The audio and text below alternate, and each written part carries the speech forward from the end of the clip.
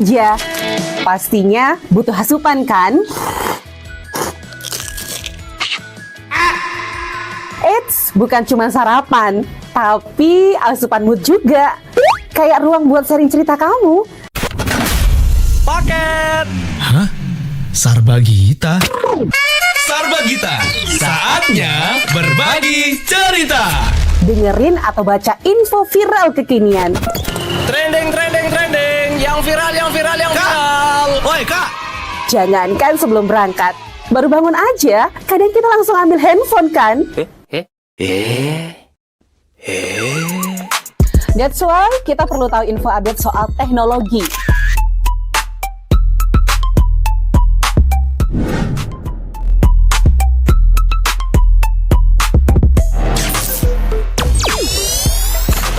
Kamu udah pakai AI yang mana nih? BTW, kalau habis berkegiatan, mood kan turun tuh. Bangkitin lagi, request lagu di Pro2 FM. Waktunya Pro2 Hitlist. Perut lapar. Kita ini lapar. Dengerin rekomendasi kuliner dan jajanan UMKM bikin ngiler. Habis makan, udah kenyang, jangan lupa self-reward. Bukan self-reward itu ya, tapi ini.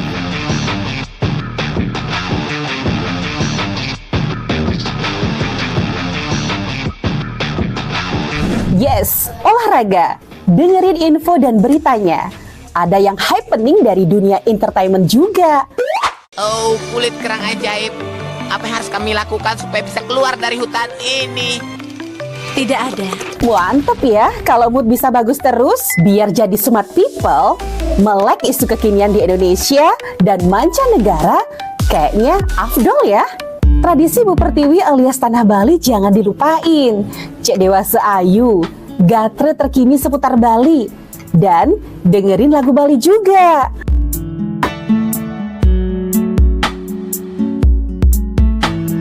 Udah mulai larut, on the way istirahat, pastinya butuh yang rileks ditemenin lagu-lagu yang kamu suka. It's time for Request Time. Bahas film,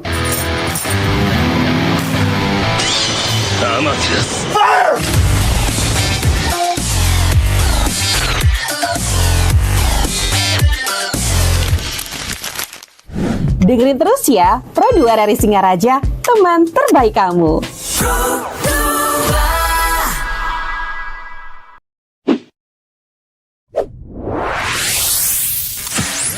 Pro2 FM. Hey, this is Taylor Swift. This is Brendan from Panic at the Disco.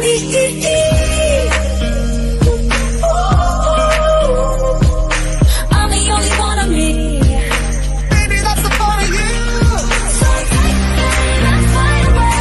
I've never been so wide awake. No, nobody but me can keep me safe. I'm on my way. my name is Alan Walker. Give it up for Sabrina Carpenter. Please welcome Marshmello and Churches. Every day. You say RR Singaraja Pro2 FM, teman terbaik kamu karena kita Indonesia. Teman Pro2 masih di satu siang ya. Dan yang pastinya di tepat hari ini, yaitu di tanggal 21 April 2025, kita merayakan Hari Kartini. Dan sebagai wujud ya untuk Pro2 bisa menampilkan sesuatu hal yang Kartini banget ya, kita kedatangan seorang Kartini yang luar biasa. Ya pastinya wanita yang luar biasa. Dan waduh, ini sih inspirasi banget sih kita ke teman Pro2 ya, karena beliau adalah seorang business girl, kemudian juga seorang yang sangat cinta dengan kehidupan sosial ya, sangat istilahnya kegiatan sosialnya luar biasa sampai punya istilahnya berbidang yayasan. Benar, istilahnya memiliki yayasan untuk cinta anak bunda. Nah, mungkin ada gambaran sedikit gitu ya. Entah yang di pikiran kamu siapakah ini gitu guys. Tapi kita langsung aja dah. Ini dia Ratna Kanaya. Selamat siang Ibu. Waduh, Ade. sangat luar biasa kedatangan Ibu yang pastinya untuk kali ini kita membahas pas banget di momen Kartini. Kita kedatangan seorang Kartini dari Buleleng ya pastinya, yang sangat luar biasa. Kartini lokal gitu ya. Nah, ini kan apa ya? Istilahnya sesuai dengan topik kita hari ini, kita akan membahas tentang perempuan yang berani. Ya, di era digitalisasi ya. Gimana sih sebenarnya kita Kartini itu bukan hanya hidup di zaman dulu, tapi di era digitalisasi. Salah satunya adalah ada Ibu Rana Kaljaya yang berhasil menjadi seorang Kartini yang memiliki bisnis ya cukup luar biasa. Kemudian juga hidup dalam kehidupan sosial juga luar biasa karena memiliki istilahnya tanggung jawab sosial yang luar biasa juga gitu ya. Jadi kehidupan bisnis jalan tapi sosial juga jalan. Nah, ini yang luar biasa sebagai contoh kita gitu ya. Nah, tapi emang Ibu Ratna memang udah lama ya untuk bidang bisnis sekaligus juga sosial gini. Ya, terima kasih Pak Adi dan selamat siang Bapak Ibu di rumah yang mendengarkan acara pada siang hari ini, diskusi hari ini. Ya sudah cukup lama saya pindah dari merantau dulu dari Jakarta. Wow. Itu berapa tahun yang lalu dan setelah itu saya berpikir saya dulu kerja di sebuah perusahaan di Jakarta dan ketika balik ke Singaraja ke Bali saya berpikir ngapain ya gitu. Ya jadi akhirnya saya buat usaha diawali dengan buat waktu itu spa, kemudian kemudian saya nggak punya background spa tapi saya berpikir di Bali tourism seperti itu kan, jadi kayaknya kalau spa itu relate lah dengan kondisi Bali yang sebagai tujuan wisata seperti itu ya. Dari sana kemudian baru gradually berkembang ke usaha yang lain gitu. Oke, akhirnya dari spa berujungnya banyak bisnis sebenarnya ya dari atas karunia Tuhan. Yes, ya. Kemudian untuk kehidupan sosial kan ini istilahnya sebagai penyeimbangnya atau seperti apa? Ya betul sekali, karena seperti mungkin Pak Adi dan teman-teman juga mengetahui bahwa kita hidup tidak hanya sendiri ya. Kita punya tanggung jawab sosial terhadap lingkungan, terhadap masyarakat. Jadi seperti air got, kalau kita tidak alirkan pasti air gotnya itu akan kotor ya. Ya, tetap. Kotor. Jadi kita harus selalu mengalirkan apa yang sudah Tuhan titipkan kepada kita. Nah, bagian tanggung jawab. Sangat positif banget teman Produa yang kita tahu gitu ya, sebagai seorang ya perempuan gitu ya, harus juga tetap yang namanya bekerja, harus juga tetap sosial juga gitu. Apalagi kehidupan di Bali ya. Ibu punya bisnis tapi harus menyambut beraya juga gitu ya. Betul. Itu luar biasa sekali. Itu bagian yang nggak terpisahkan. Tapi dari kehidupan di Bali istilahnya udah lama merantau gitu kan. Udah lama merantau ke Jakarta lah atau keliling Indonesia bahkan. Bali beda nggak sih menurut Ibu? Banget. Bali sangat berbeda. Jadi kalau kita sering pergi keluar gitu, kita bisa membedakan apa sih kelebihan dari Bali itu. Ya, yang udah jelas orangnya ramah gitu ya, hangat seperti itu. Terus kemudian juga tentunya juga nilai-nilai tradisinya itu masih banyak yang bagus gitu. Walaupun ada juga yang mungkin ada beberapa tradisi yang sudah mungkin nggak relevan dengan zaman, tapi kebanyakan juga masih sangat relevan kalau kita juga gali dan kita revitalisasi lagi, maksudnya di tradisi itu diperkaya lagi dengan sesuatu yang dari dalam seperti itu. Itu akan semakin bisa memberikan pondasi atau transformasi ke dalam hidup kita. Jadi bukan sekedar ritual aja, tapi Bali amazing dari alamnya, dari orang-orangnya seperti itu. Saya bersyukur bisa balik ke Bali. Syukurnya jadi orang Bali juga ya? Iya, saya orang Bali. Ya jadinya seperti itu. Tapi istilahnya kalau misalnya dari luar nih lihat Ibu Ratna gitu ya, kayaknya bukan orang Bali deh gitu ya. Tapi setelah tahu ya orang Bali tok-tok banget gitu. Iya, saya Bali banget. Saya lahir di Bali, cuman dari mulai SMP saya udah merantau karena ayah saya punya konsep prinsip tuh gini. Kamu perempuan, kamu harus keluar. Jadi kamu bisa open minded seperti itu. Dan memang sangat berbeda ketika kita sudah pernah keluar, hidup bersama orang yang banyak perbedaan dari suku, ras, bahasa, ya culture-nya, sudut pandang dan sebagainya. Itu sangat-sangat memperkaya cara berpikir kita. Jadi kita tidak hanya menjadi kayak katak dalam tempurung, tetapi sebelum saya keluar, orang tua saya memberikan pondasi yang kuat. Ya, secara spiritual, secara nilai-nilai. Setelah itu baru saya dilepas keluar. Wah, iya Gitu, sih. ya. Masih yang dengan bekal yang cukup dan pastinya untuk siap untuk keluar ya. Iya, betul. Makanya cocok dibilang Kartini Bali gitu ya, karena udah hidup di luar gitu guys, dan istilahnya menjadi contoh sekarang ya. Nah, yang berarti istilahnya secara tidak langsung ini kan membentuk brand sendiri. Membentuk branding sendiri, diri sendiri gitu, menjadi yang mereka ada positif gitu kan, positive vibes. Nah, bagaimana sih caranya Ibu Ratna ini bisa membranding diri itu, aku ini orang yang mandiri gitu. Saya adalah perempuan yang tangguh, aku businessman dan aku juga ada yang sosial yang sampai sekarang masih terkenal dengan branding ini gitu. Oke. Pastinya yang pertama itu adalah saya harus thank you kepada ayah saya. Ayah dan ibu saya. Beliau tipikal orang yang memiliki konsep yang jelas tentang hidup, tentang parenting. Walaupun orang tua siapapun nggak sempurna ya. Tapi saya dibuat menjadi hanya melihat sisi baik dari orang tua saya. Karena saya merasakan manfaatnya. Seperti misalnya tentang, saya sering diajak makan bersama di meja makan, kemudian di situ kami brainstorming. Di situ ayah saya menulis saya, menutrisi pikiran dan hati saya dengan nilai-nilai morality tentang tujuan hidup dan sebagainya. Dan jadinya sejak kecil saya itu selalu bertanya gitu, apa sih tujuan hidup gitu, apa tujuan hidup. Jadi kalau kita di Weda itu ada istilah aporism itu di Wedanta. Ketika kita pertama kali belajar tentang Weda, kita harus bertanya dulu, yaitu Atato Brahma Jisnasa, siapa saya, benar, apa tujuan hidup saya. Dan saya ini membuat saya selalu mempertanyakan eksistensi saya di dunia ini. Apa sih sebetulnya akar dari keberadaan saya? Saya percaya bahwa ada yang apa ya? Ada sesuatu yang lebih, yang nggak kelihatan, yang rooted, yang mengakar dari sekedar penglihatan material ini, yang membuat saya ada di sini. Dan keberadaan saya ini pasti ada alasannya. Keberadaan orang lain ada alasannya, keberadaan dunia ini pasti ada alasannya. Jadi itu membuat saya tuh searching, saya pencarian ke sana kemari, dan saya dari sana kemudian saya menemukan tentang konsep diri saya, bukan hanya di level psikologi, tapi saya diizinkan oleh Tuhan bisa menemukan eksistensi saya secara spiritual.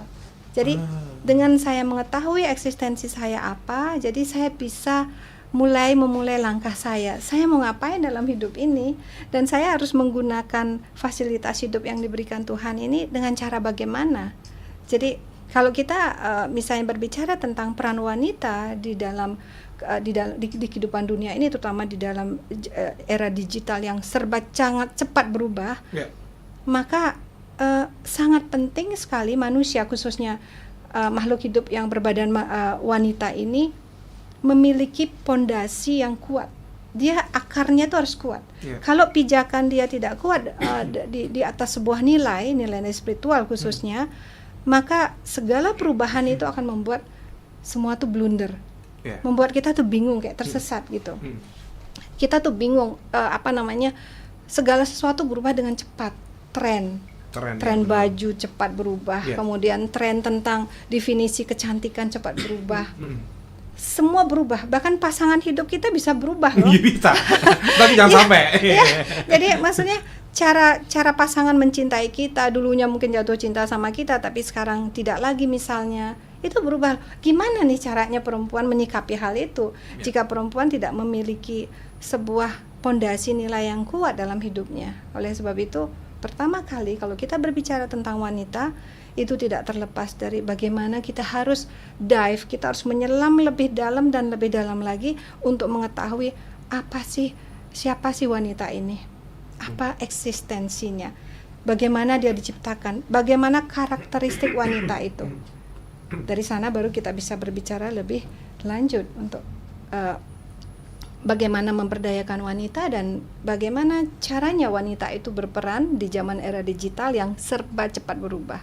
Oke, berarti memang secara personal branding berarti sudah ditemukan gitu ya. Berarti seorang Rana Kayanaya itu memang orangnya seperti ini, seorang businessman yang sosial dan juga spiritual juga, yang menemukan juga hidupnya dalam dunia spiritual juga gitu ya. Berarti sudah terkenal dengan itu gitu ya. Tapi kan untuk mempertahankan brand ini yang seperti ini kan agak susah gitu ya. Apalagi era digital, apapun sekarang udah cepet gitu guys. Jadinya apapun komentar-komentar bisa terjadi dan bisa nyampe juga gitu. Iya, sangat. Tetapi buat saya yang paling penting itu adalah bagaimana kita selalu melihat kejujuran diri sendiri, mengetahui tujuan hidup itu. Mengetahui tujuan hidup itu adalah sesuatu yang tidak bisa ditawar. Jadi kalau saya sudah mengetahui tujuan hidup saya apa, jadi ini istilahnya begini, kita tuh dikasih badan manusia ini kan sebuah privilege, sebuah keuntungan yang nggak bisa kita dapatkan dengan mudah gitu ya. Kita syukur nggak dapat badan anjing, tumbuhan dan sebagainya. Kita dikasih kecerdasan dalam badan manusia. Jadi saya berusaha menggunakan atas karunia Tuhan, saya diizinkan untuk menggunakan kesempatan hidup di badan manusia ini untuk saya belajar. Dan dalam proses belajar itu, saya menemukan apa sih tujuan hidup itu. Nah, ketika saya stick, saya benar-benar udah memegang nilai itu, saya punya tujuan hidup. Jadi apapun dinamika hiruk pikuk bagaimana orang menilai itu menjadi tidak penting sepanjang saya benar-benar berpijak pada sebuah nilai yang sudah teruji, bahwa nilai itu yang saya sebut itu adalah nilai spiritual, nilai dalam kitab suci. Kan kita semua ini kayak orang beli mesin cuci, kan semua ada manual book ya. Kita juga dapat badan manusia tuh dapat manual book dari Tuhan. Ya itu dalam bentuk kitab suci. Jadi saya nggak susah-susah. Oke, saya pakai kitab suci itu sebagai panduan hidup saya. Jadi kalau saya merasa sudah berusaha menjadikan nilai-nilai itu sebagai landasan hidup saya, walaupun prosesnya juga tidak sempurna buat saya, artinya saya tidak sempurna.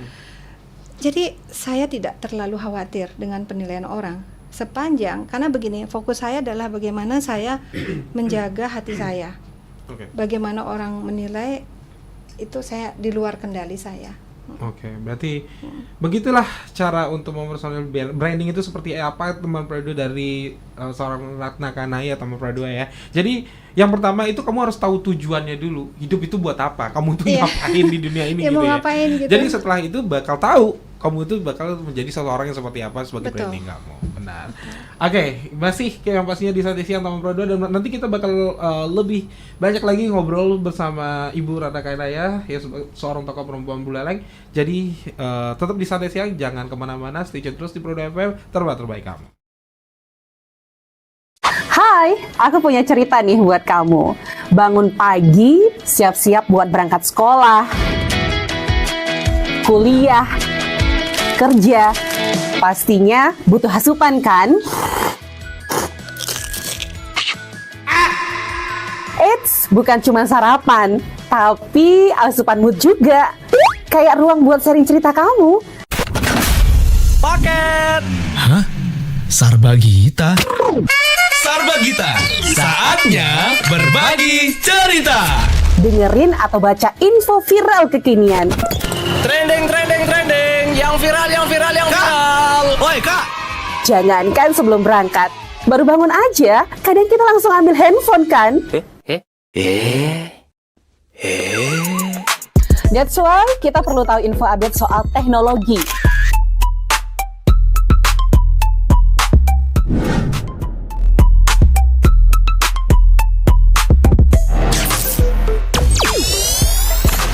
Kamu udah pakai AI yang mana nih?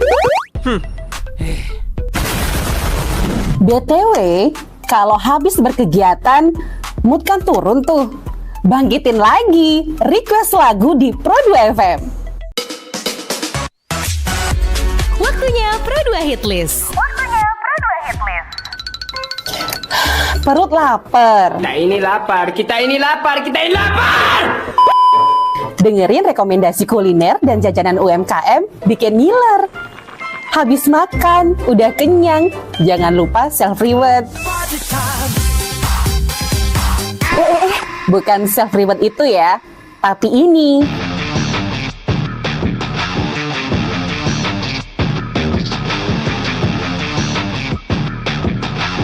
Yes, olahraga.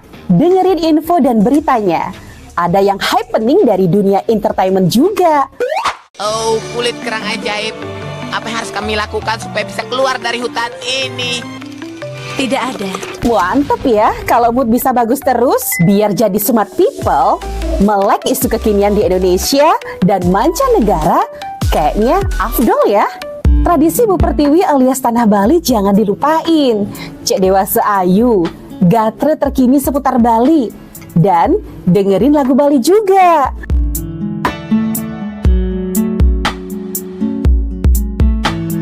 Udah mulai larut, on the way istirahat, pastinya butuh yang rileks ditemenin lagu-lagu yang kamu suka. It's time for Request Time. Bahas film,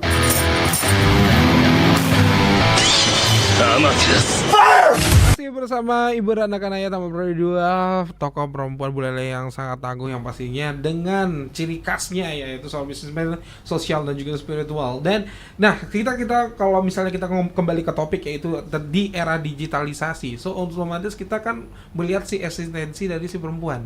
Iya. Eksistensi keberadaan dari si perempuan ini bagaimana gitu.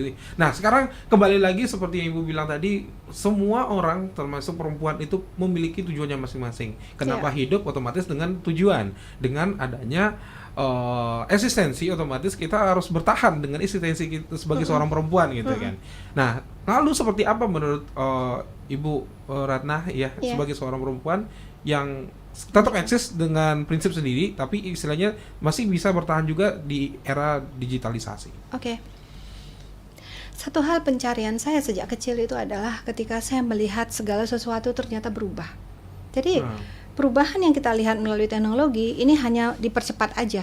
Tapi sebetulnya kita melihat dari dulu kita selalu berubah, selalu ada yang disebut perubahan itu abadi. Nah, itulah yang salah satu yang mendorong saya untuk belajar tentang menemukan eksistensi saya, akar dari eksistensi saya, belajar spiritual itu. Nah, dari sana saya menemukan kemudian bahwa di dalam Srimad Bhagavatam, kalau di Weda itu, wanita tidak hanya sekedar dipandang sebagai seorang ibu atau sebagai sosok yang mengasuh, merawat gitu ya, tetapi dia ditempatkan sangat mulia. Mungkin selama ini kita sangat sering mendengar, tapi mungkin kita akan bahas kenapa dia ditempatkan mulia.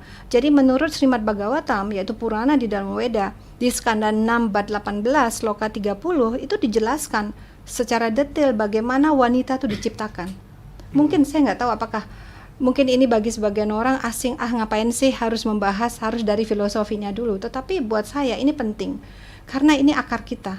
Kalau kita tidak percaya dengan apa yang disebutkan di kitab suci, lalu kita percaya dengan apa?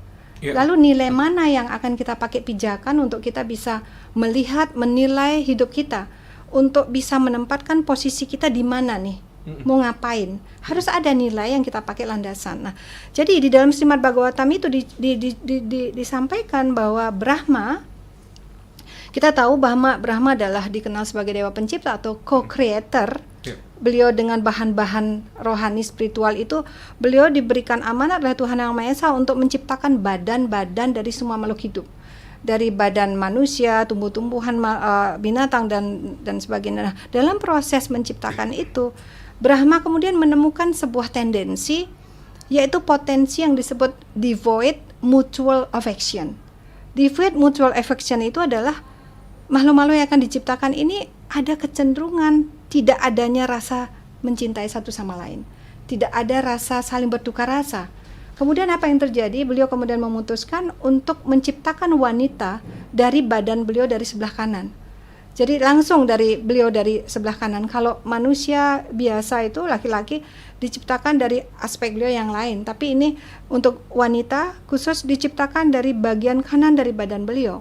Jadi suci banget gitu, sacred banget wanita ini. Dan apa yang terjadi?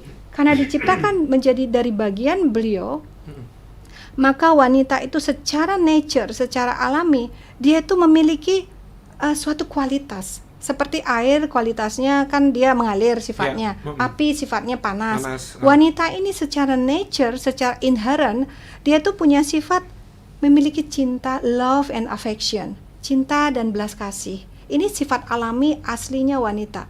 Kemudian yang kedua, wanita itu memiliki peace and harmony. Dia punya tendensi untuk membawa kedamaian dan menyatukan. This is the real, this is the nature of the woman. Ini adalah nature alami dari perempuan. Kemudian wanita itu secara alami dia juga dijadikan sebagai sarana untuk berketurunan. Ini masuk akal karena bagi untuk berketurunan, melahirkan di perutnya itu dititipkan sebuah roh gitu ya. Itu pastinya harus sosok yang secara alami itu mengandung nilai-nilai atau rasa kasih sayang, cinta, harus. Jadi dengan begitu sang roh ini akan bisa di taking care, dirawat dengan baik gitu. Nah, jadi yang keempat itu, wanita itu tentunya adalah bagian yang tak terpisahkan dari Brahma gitu, dari co-creator alam semesta ini. Kemudian yang terakhir itu, wanita ini adalah sosok yang sangat pantas untuk dihargai dan dicintai. Jadi kelima kualitas dari wanita ini adalah menjadi sifat alami dari makhluk hidup yang memiliki badan manusia. Badan perempuan. Karena perempuan laki ini kan level di badan ya. Secara roh kan nggak ada laki perempuan. Nah, jadi bagi makhluk hidup atau roh yang mendapat badan perempuan gitu, dia secara alami memiliki sifat-sifat yang sudah saya sampaikan tadi itu. Dia punya misi tertentu.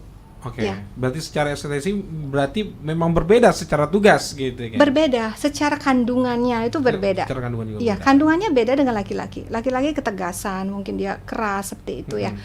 Dan jika kemudian dalam hal ini kita mengadopsi nilai-nilai kesetaraan gender dengan pakai term dari barat, maka ini menjadi kontradiktif, nggak sesuai dengan nature-nya dia. Jadi kalau misalnya perempuan kemudian bicara kasar gitu ya, pendendam, tidak memaafkan, dan tidak punya kasih sayang gitu, nggak sesuai dengan nature dia gitu. Ya, jadi lalu bagaimana kita mengembangkan love and affection ini? Karena cinta ini bukan sekedar emosi. Cinta itu adalah limb. Dia perekat bagi masyarakat.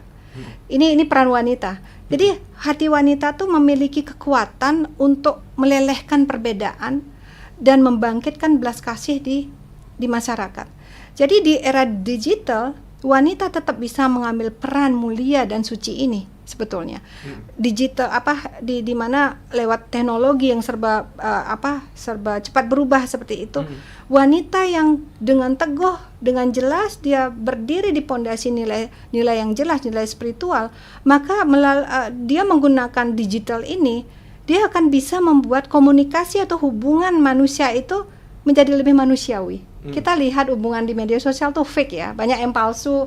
Jadi wajahnya mungkin ini gimana, gitu, ya gitu. Aslinya gimana? Ya, aslinya mungkin status sosialnya bagaimana. Jadi kita lihat menjadi tidak human hubungan di media sosial itu. Tetapi wanita yang memiliki pondasi yang kuat, dia tahu dirinya, eksistensi dirinya yang sejati, dia akan mampu berperan untuk bisa membangun ikatan antar anggota masyarakat, menjadikan hubungan komunikasi antar manusia di media sosial menjadi lebih humanis, dan dia bisa mentransfer nilai-nilai yang dirasakan oleh masyarakat. Ada seorang ibu yang memiliki yang memiliki peran untuk merawat suasana masyarakat itu tetap harmonis seperti itu. Ini sebetulnya yang di situ peran wanita sebetulnya bisa dilakukan. Oke, berarti memang di situ adalah tugasnya adalah dalam bentuk cinta, gitu, kasih sayang. Iya. Ya, di situ jadinya eksistensi yang bisa dilakukan untuk bisa bertahan di era digitalisasi, dan bahkan sampai sekarang itu eksistensinya adalah berarti perempuan itu sebagai penyayangnya gitu ya. Iya. Mohon maaf, seperti Mother Teresa. Mother Teresa itu dia seorang Katolik. Iya. Dia di Kolkata di India, dia merawat orang dari agama manapun. Dia menunjukkan sebuah quality dari sifat nature dari wanita yang sesungguhnya. Benar sih. Jadi nggak pandang agama, nggak pandang apapun, ya, memang betul. dasarnya memang udah seperti itu. Iya, betul. Gitu ya. Nah, makanya itu kenapa perempuan itu masih eksis di digitalisasi ya, karena itu teman berdua, karena eksistensinya adalah sebagai seorang yang sangat penyayang gitu ya. Nah, tapi kita kembali lagi ke media sosialnya. Kalau kita ngomongin digitalisasi berarti media sosial gitu ya kan. Media sosial. Ya, otomatis kita kadang-kadang sedih gitu kan melihat media sosial yang isinya memang perempuan-perempuan. Kalau misalnya perempuan yang sangat tangguh dan menginspirasi, mungkin sangat menjadi inspirasi juga untuk banyak perempuan. Tapi banyak juga istilahnya konotasi di sini adalah komen-komen ciutan-ciutan yang mungkin bisa dibilang negatif ya Bu ya, Iya. untuk perempuan gitu loh. Iya. Dan kebanyakan Bahkan untuk zaman sekarang itu ada yang sampai statementnya itu merendahkan perempuan, kemudian juga sampai juga yang istilahnya dari sisi yang tidak menghargai perempuan. Nah, dari pandang Ibu gimana di era seperti ini gitu ya, digitalisasi? Karena semua orang bisa berciut di media sosial. Betul. Oleh sebab itu memang membangun mentalitas masyarakat itu sangat penting. Education itu sangat penting. Kita tahu bahwa tools, makanya apapun tools kita dalam hidup, kita penting sekali untuk tahu prinsipalnya. Oleh sebab itu, kalau tidak kita akan kayak sistem edukasi, teknologi, pengetahuan itu kita tuh menjadi bingung, ini pengetahuan untuk apa gitu kan. Tetapi kalau kita sadar bahwa manusia ini kan bukan benda mati ya. Kalau teknologi kan benda mati, dia objek. Kalau subjeknya nih harus diedukasi benar, sehingga kita bisa dimungkinkan untuk bagaimana menggunakan atau berinteraksi di media sosial itu tidak untuk menghancurkan hubungan-hubungan sosial antar manusia, tidak menghancurkan masyarakat. Justru harusnya ini menjadi bagaimana siapapun yang aktif di media sosial, dia bisa menjadi sarana atau alat untuk memberdayakan masyarakat, menyemangatkan masyarakat. Apalagi sekarang banyak berita, ada perang dan sebagainya, banyak masyarakat yang khawatir. Di Bali sendiri angka bunuh diri tertinggi se-Indonesia nasional. What is going on in Bali? Jadi What happened kan? Iya. What happened di Bali kan? Jadi kita tuh sudah banyak melakukan banyak ritual. Jadi ini harus menjadi pertanyaan kritis kita bersama.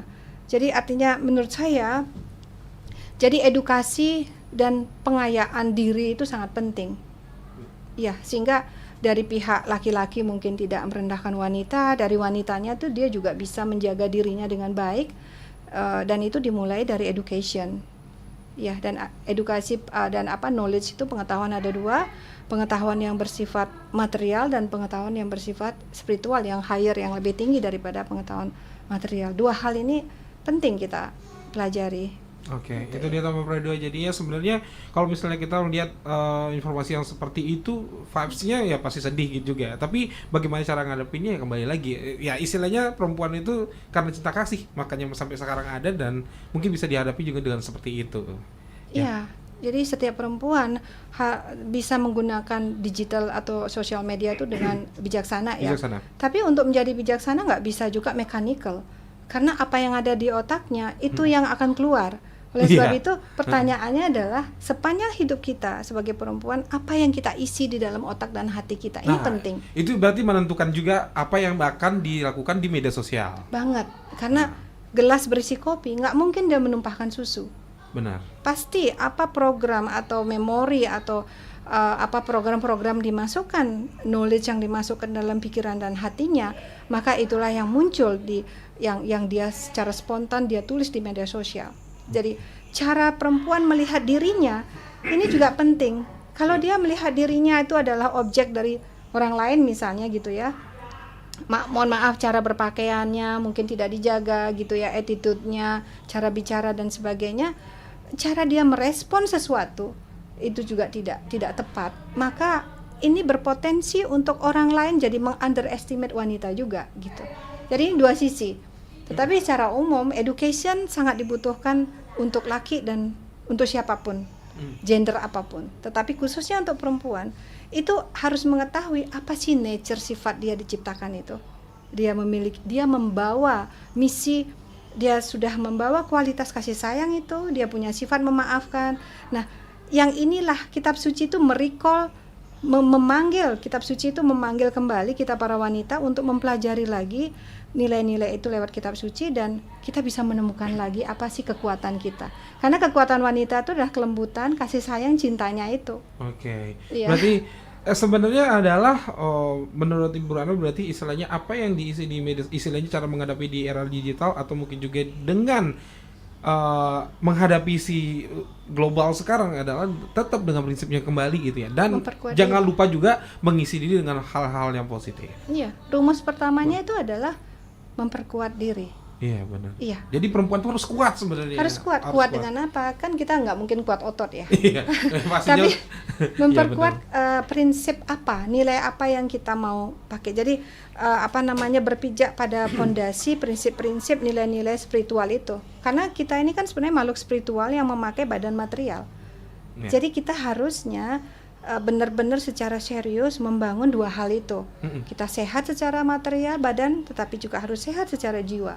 Benar. Ini adalah sebuah prinsip yang sebenarnya nggak bisa ditawar. Benar. Ya, jangan sampai gitu istilahnya jiwa sehat, istilahnya dari segi badan sehat gitu, tapi jiwa nggak sehat. Wah, parah betul. juga sih. Nah, itu dia cara untuk bertahan di era digital menurut Ibu Ratna yang pastinya buat perempuan semuanya yang ada di seluruh dunia mungkin ini menjadi ilmu juga buat kita teman berdua bahwa perempuan itu masih sekarang ada karena apa? Cinta dan kasih sayang. Karena itu peran yang luar biasa. So, jadi bagaimana caranya untuk kita bertahan istilahnya perempuan itu masih bertahan karena cinta kasih itu juga. Iya, Jangan kan? lupa karena juga diisi dengan positive vibes ya. Tapi istilahnya apapun yang terjadi di media sosial apapun itu tetap menjadi orang perempuan yang tangguh ya. Iya, tangguh yang berpijak kuat pada eksistensi akarnya dia.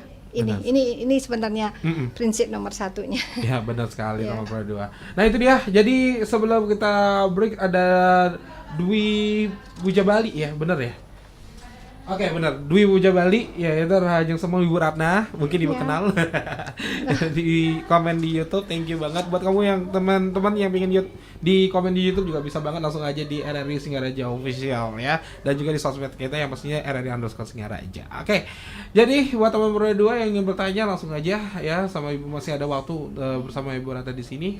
Jadi tetap stay tune di Pro 2 FM, teman terbaik kamu. Hai, aku punya cerita nih buat kamu. Bangun pagi, siap-siap buat berangkat sekolah, kuliah, kerja. Pastinya butuh asupan kan? Eits, bukan cuma sarapan, tapi asupan mood juga. Kayak ruang buat sharing cerita kamu. Paket Hah? Sarbagita? Sarbagita, saatnya berbagi cerita. Dengerin atau baca info viral kekinian. Trending, yang viral, yang viral. Woi Kak, Jangankan sebelum berangkat, baru bangun aja, kadang kita langsung ambil handphone kan? That's why kita perlu tahu info update soal teknologi.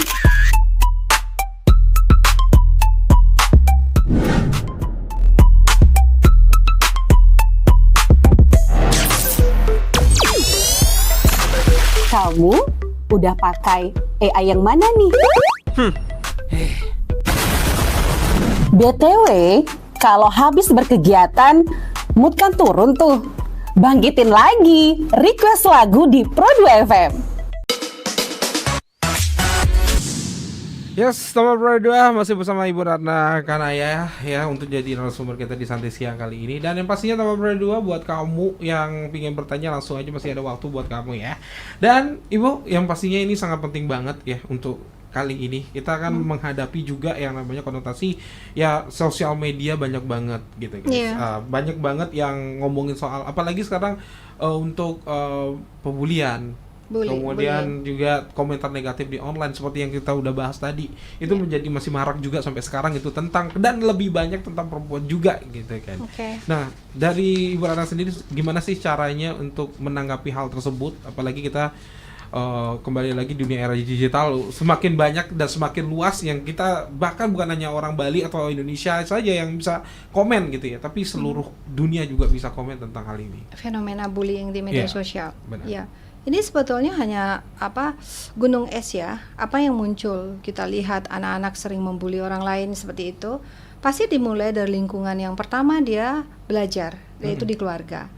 Sekali lagi di sini perempuan itu memiliki fungsi yang sangat signifikan di sini perannya. Jadi kalau misalnya seorang ibu dia tidak memiliki karakter yang kuat, tidak memiliki nilai-nilai yang jelas untuk bagaimana parenting mendidik anak. Dia sering membuli orang di depan anaknya gitu ya, mengomentari, mohon maaf nih, menggosip, mengomentari orang lain, selalu mencari kesalahan orang lain, maka anaknya pun dia akan mengembangkan hal yang sama, habit yang sama.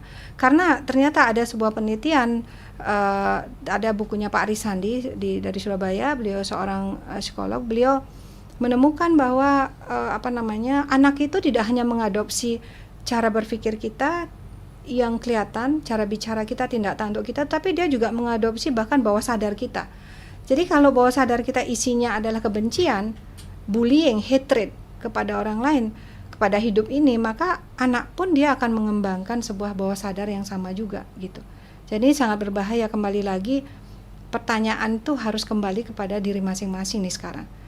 Jenis parenting apa yang sudah saya terapkan di rumah sehingga anak-anak saya ketika dia keluar atau ketika dia menjadi orang dewasa, dia menjadi seorang yang suka membuli orang lain gitu. Jadi ini karena fungsi berketurunan dari perempuan itu, dia tidak hanya dititipin makhluk hidup di perutnya, tetapi dia dititipkan juga bagaimana dia menjaga nilai-nilai dharma atau nilai kebajikan itu. Inilah fungsi dari perempuan. Jadi kalau itu tidak dilakukan dengan baik, maka dia akan hanya menciptakan monster-monster di dalam masyarakat. Oke, makanya berarti salah satu penyebabnya adalah faktornya dari parenting. Ya, benar. Ini apa ya, kadang-kadang kita menjadi satu pertanyaan juga kan, sampai sekarang kita juga belum kejawab istilahnya. Bully itu berawal dari isi anak yang melakukan sesuatu terhadap teman-temannya gitu kan, lebih banyak gitu kan. Berarti jawabannya adalah di mana orang tua ini mendidik si anak ini akhirnya bisa menjadi lebih baik. Berarti bully ini permasalahannya adalah kembali ke keluarga. Ke keluarga. Dia sekolah pertamanya itu adalah keluarga. Sekolah itu hanya berapa persen sih untuk berkontribusi? Mostly dia bersama ayah ibunya di rumah, bersama lingkungan nenek kakeknya di rumah. Dia dari tidur, makan, semua itu akan direkam oleh anak. Terutama di masa awal dia hidup sampai umur 7 tahun itu dikatakan itu nggak bisa hilang sampai dia meninggal. Itu program yang sudah ditanamkan di usia 0 sampai 7 tahun itu nggak bisa hilang. Sulit sekali hilang. Nah nanti setelah umur 7 tahun, jadi kalau dia mendapatkan sebuah memori baru, itu relatif lebih mudah. Tetapi yang 0 sampai 7 itu usia emas, itu sulit sekali. Oke, berarti memang berarti salah satu faktornya adalah kembali ke keluarga, Ibu ya. Keluarga. Kalau untuk masalah bully mungkin kita tahu, dan sekarang untuk masalah di media sosial yang mungkin apakah kembali ke keluarga juga ya, untuk masalah yang suka ya istilahnya membuli perempuan. Karena sekarang untuk zaman sekarang kan istilahnya tidak memperkosa masih ada di Indonesia, kriminal-kriminal yang seperti itu. Berarti kan istilahnya kembali ke parenting, berarti memang diajarinnya memang kayak begitu mungkin si orang-orang ini sampai akhirnya berani melakukan hal yang seperti itu gitu. Iya, kadang-kadang kita mengeluhkan tentang kelemahan atau keburukan orang lain itu di depan anak kita. Kita mengomentari kekurangan orang itu di depan anak kita. Jadi jangan heran kalau anak pun mengembangkan cara yang sama dalam dia melihat orang lain. Dan yang kedua juga, kalau kita perempuan mau kita tidak mudah terpengaruh oleh bullying di media sosial gitu ya, maka kita harus benar-benar mengetahui, kita harus attitude kita tuh harus jelas gitu di media sosial gitu.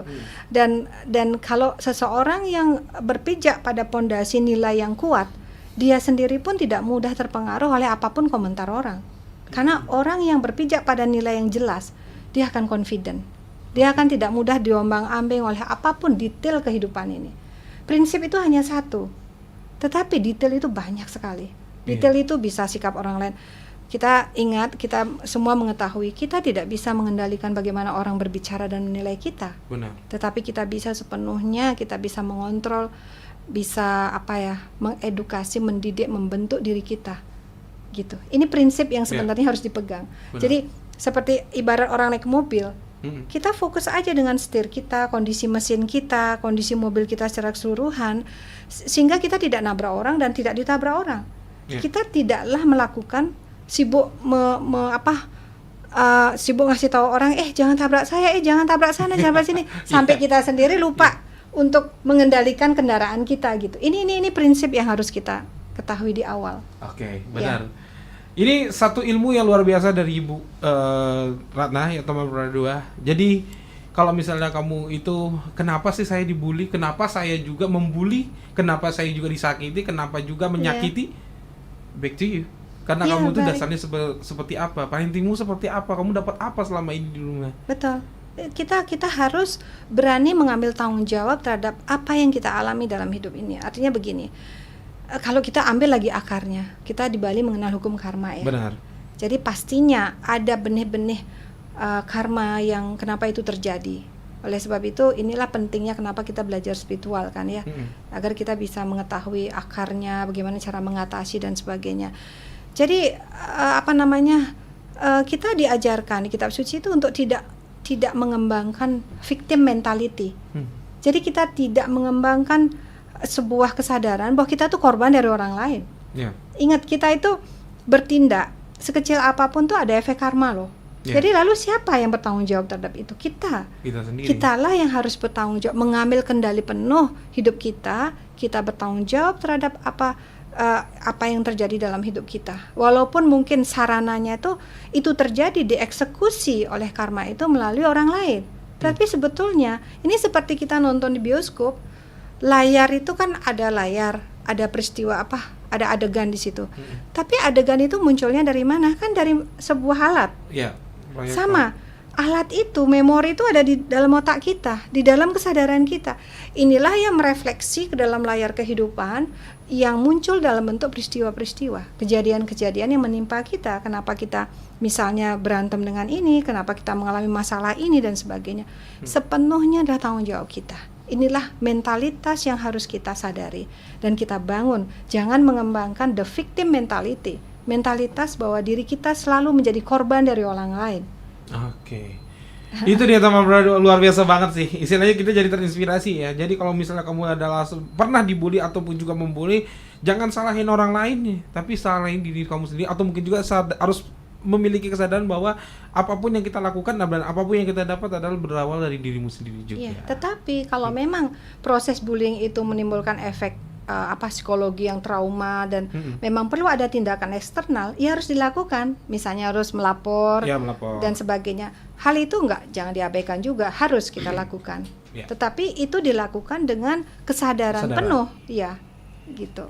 Oke, benar teman Pro 2. Mungkin singkat dan juga sebagai closing, sebagai seorang perempuan, seorang Kartini dari Bali istilahnya yang sampai sekarang masih eksis ya dengan prinsip sendiri, dengan eksistensi sendiri. Ada nggak yang ingin disampaikan untuk pendengar di rumah untuk istilah di era digitalisasi ini perempuan harus seperti apa? Ya bagi saudara-saudara saya, sahabat saya, para wanita perempuan di Bali, di Indonesia, di seluruh dunia kalau ini dengarkan.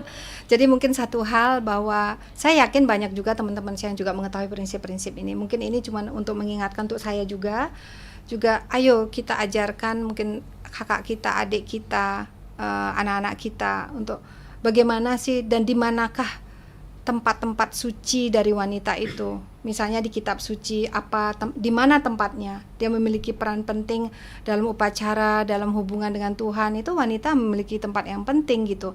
Dan kita harus mengetahui juga apa sih sebetulnya prinsip dari keberadaan kita sebagai makhluk yang berbadan perempuan. Itu dia mengandung essence kasih sayang, unity, harmoni gitu ya, berketurunan, punya tanggung jawab dan sebagainya.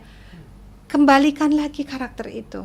Gali lagi kitab-kitab suci, mau Islam, Kristen dan sebagainya, udah siap untuk kita kembali rediscover, menemukan lagi kualitas-kualitas itu. Jadi karena dunia ini berubah begitu cepat dan banyak variasi dalam hidup ini, kita perlu berpijak pada sebuah nilai yang kuat. Hanya itu rumusnya, tidak ada lagi rumus yang lain karena kita adalah makhluk spiritual. Ya. Gitu. Jadi kayak misalnya dalam masyarakat peran wanita itu kan fungsinya adalah berketurunan. Jadi keturunan yang baik itu akan membentuk masyarakat yang baik. Kemudian di hati, posisi di hati bagaimana? Hati perempuan itu penuh dengan cinta secara hakikat ya. Penuh dengan cinta dan sebagainya. Jadi mari kita bangun dunia digital dan dunia fisikal itu di mana wanita tidak hanya diberdayakan tetapi juga ditempatkan sebagai instrumen penting yang bersifat mulia, yang bersifat rohani untuk membangun cinta, harmoni dan mentransformasi hidup ini. Jadi di mana wanita dihargai, dihormati, maka di situ para dewa, roh-roh suci, kepribadian yang agung akan hadir dengan bahagia. Itu ada di Manu Samhita. Oke, itu dia Tama Pradua. Jadi pesannya Tama Pradua tetap kuat ya, sebagai perempuan harus tetap kuat, dan yang pastinya jadilah terus jadi seorang Kartini yang masih ada sampai sekarang gitu ya. Terima kasih Ibu Ratna karena luar biasa banget. Kita pencerahannya luar biasa banget hari ini, terutama untuk perempuan ya, untuk perempuan-perempuan di luar sana, pendengar yang perempuan yang pastinya ingat tetap seperti apa yang dibilang sama Ibu Ratna, yaitu harus kuat dan prinsip dasar perempuan adalah cinta kasih. Terima kasih Ibu Ratna. Sama-sama sudah diberi kesempatan untuk luar biasa sekali. Ya, itu dia Tama Pradua Santai Siang, ngobrolan untuk spesial Kartini hari ini. Thank you banget buat kamu yang udah stay tune ya. Dan yang pastinya masih bareng Sadi sampai nanti di jam 3 sore. Jadi jangan kemana-mana, stay tune terus di Pradua FM, teman terbaik kamu. Hai, aku punya cerita nih buat kamu.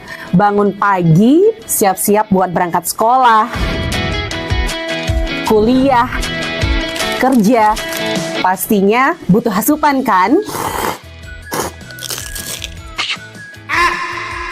Eits, bukan cuma sarapan, tapi asupan mood juga. Kayak ruang buat sharing cerita kamu. Paket Hah? Sarbagita? Sarbagita, saatnya berbagi cerita.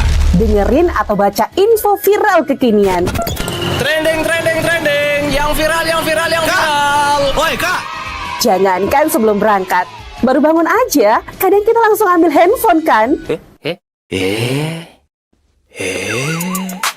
That's why kita perlu tahu info update soal teknologi.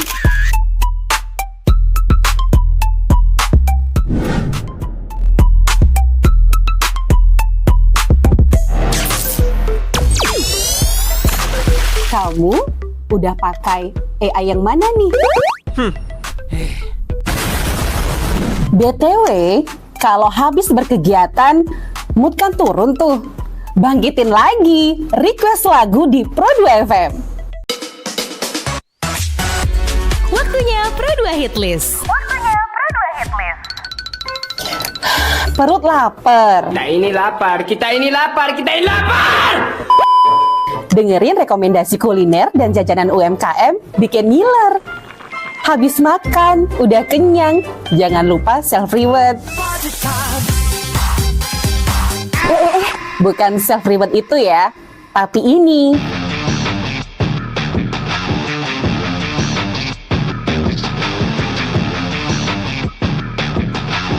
Yes, olahraga. Dengerin info dan beritanya.